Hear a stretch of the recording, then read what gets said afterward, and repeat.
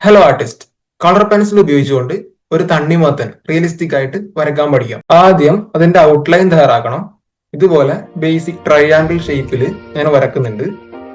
ഇനി ഇവിടെ ഒരു പോയിന്റ് കൊടുക്കാം, ഇവിടെ ഒരു പോയിന്റ് കൊടുക്കാം, ഇവിടെ ഒരു പോയിന്റ് കൊടുക്കാം. ഇനി അത് കണക്ട് ചെയ്തെടുക്കാം. അപ്പൊ നമുക്കൊരു ഒരു പീസ് തണ്ണിമത്തന്റെ ഒരു ഷേപ്പ് നമുക്ക് കിട്ടും. ഓക്കെ, അത് ഞാൻ സീഡ്സ് മാർക്ക് ചെയ്യുന്നുണ്ട്, വിത്തുകള്. അധികം കട്ടിയിൽ വരയ്ക്കണമെന്നില്ല. ഇനി നമുക്കതിന്റെ പുറംതൊലി ഒരു ഡാർക്ക് ഗ്രീൻ ഉപയോഗിച്ചുകൊണ്ട് വരച്ചെടുക്കാം. ഇനി ഞാൻ കുറേശ്ശെ ഷെയ്ഡ് ചെയ്തെടുക്കുന്നുണ്ട്.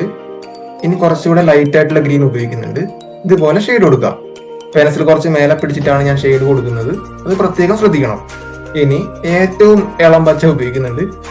ഓക്കെ, താഴെ കുറച്ച് ഡാർക്ക്, നടുക്ക് കുറച്ചുകൂടെ കട്ടി കുറച്ച്, ഏറ്റവും മേലെ ലൈറ്റ് ആയിട്ടുള്ള ഗ്രീൻ, ആ ഒരു രീതിയിൽ ഷെയ്ഡ് കൊടുക്കുക. ഇനി റെഡ് പെൻസിൽ ഉപയോഗിച്ചുകൊണ്ട് ലൈറ്റ് പ്രഷറിൽ ഈ ഒരു ഭാഗങ്ങളൊക്കെ കവർ ചെയ്തെടുക്കുക. ഫസ്റ്റ് ലെയർ കുറേശ്ശെ വാല്യൂ വേണ്ട ഭാഗങ്ങൾ നോക്കി കുറേശ്ശെ ആയിട്ട് റെഡിന്റെ വാല്യൂ ആഡ് ചെയ്ത് കൊടുക്കണം.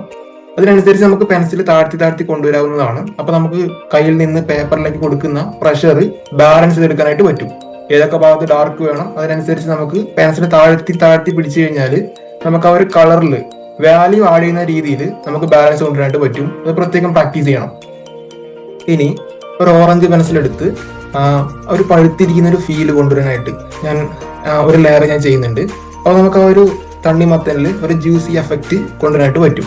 ഇനി ഒരു റെഡ് എടുക്കുന്നുണ്ട്.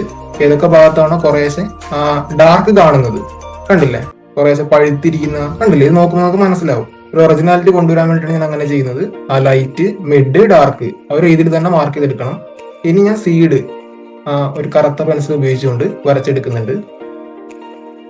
ബ്ലാക്ക് പെൻസിൽ ഉപയോഗിക്കുമ്പോൾ പ്രത്യേകം ശ്രദ്ധിക്കണം, മറ്റു ഭാഗങ്ങളിലേക്ക് പടരാനായിട്ട് പാടില്ല. ഇനി വൈറ്റ് പെൻസിൽ ഉപയോഗിച്ചുകൊണ്ട് ബ്ലെൻഡ് ചെയ്യേണ്ട ഭാഗങ്ങളൊക്കെ ഞാൻ ബ്ലെൻഡ് ചെയ്യുന്നുണ്ട്. ഇപ്പോ നമ്മളുടെ ഡ്രോയിങ് ഓൾമോസ്റ്റ് കംപ്ലീറ്റ് ആയിട്ടുണ്ട്. അതിലെ ആ ഒരു ഭംഗി നിങ്ങൾക്ക് കാണാനായിട്ട് കഴിയുന്നുണ്ടാവും. ഓക്കെ, ഇനി അതിന്റെ ഷാഡോ ഒരു വയലറ്റ് പെൻസിൽ ഉപയോഗിച്ചുകൊണ്ട് ഞാൻ ചെയ്യുന്നുണ്ട്. First layer, second layer burn ചെയ്യാനോ ഉപയോഗിച്ചുകൊണ്ട് മാർക്ക് ചെയ്തെടുക്കുന്നുണ്ട്.